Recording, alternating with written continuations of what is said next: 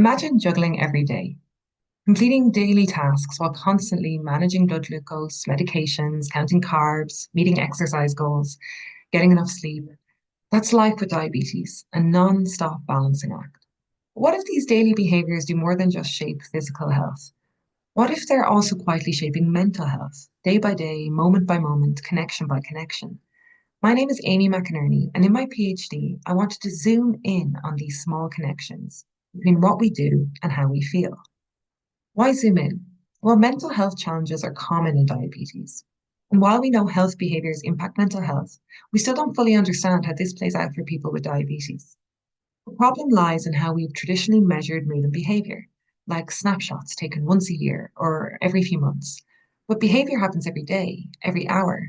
You might be missing something important, the micro connections, how one night's sleep might shape tomorrow's mood, which could influence whether you want to exercise.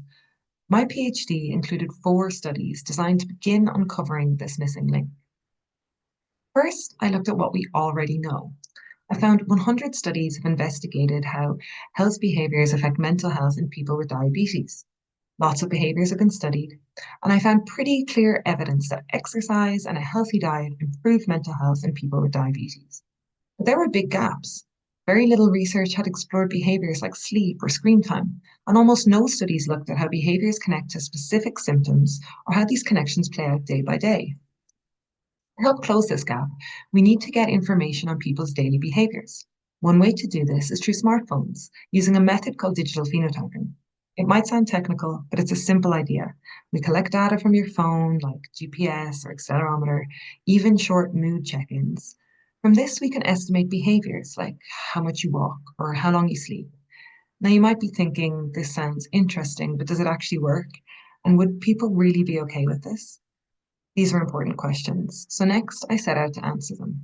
I ran a 2-month smartphone study with 82 people. About half of them had diabetes. I found it worked. People found it acceptable, even enjoyable, especially the group with diabetes.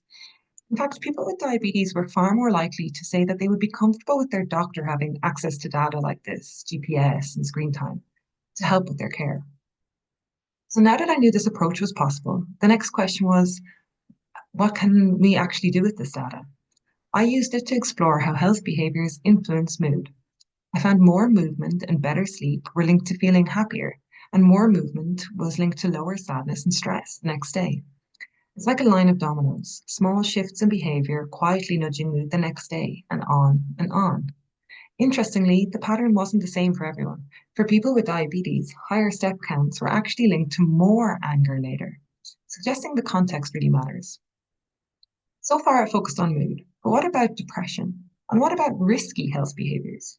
In my final study, I wanted to understand how behaviors like smoking, inactivity, drinking alcohol relate to specific depressive symptoms, like lack of interest or fatigue, hopefully highlighting precise pathways between behavior and mental health.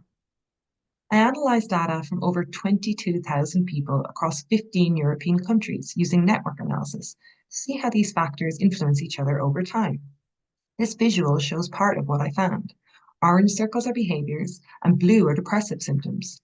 Physical inactivity, labeled P, was so tightly connected to depression, it was embedded within the depression network, while the other behaviors, like smoking and heavy drinking, the orange circles, were barely connected. Diabetes status also played a role. For those with diabetes, inactivity seemed to drive depressive symptoms, whereas for those without diabetes, depression and inactivity were more reciprocal. And all of this matters for people with diabetes and for mental health care, because we found that behavior influences mental health in people with diabetes in unique ways. Their experience is different, and this needs to be recognized. Smartphones can give us access to crucial behavioral data collected passively as people go about their daily life. With this, we could build early warning systems that detect when someone might be heading toward low mood or depression, opening the door to more personalized, timely, and precise mental health care. And now I'm trying to move in that direction. In my new role as a postdoctoral researcher, I'm working with wearable devices, smart rings, watches, and continuous glucose monitors to develop an early warning system for depression in people with diabetes. The idea is that in the future, people could wear these devices and they could act like a mental health smoke alarm, passively monitoring a range of data and alerting us when the early signs of depression begin to appear.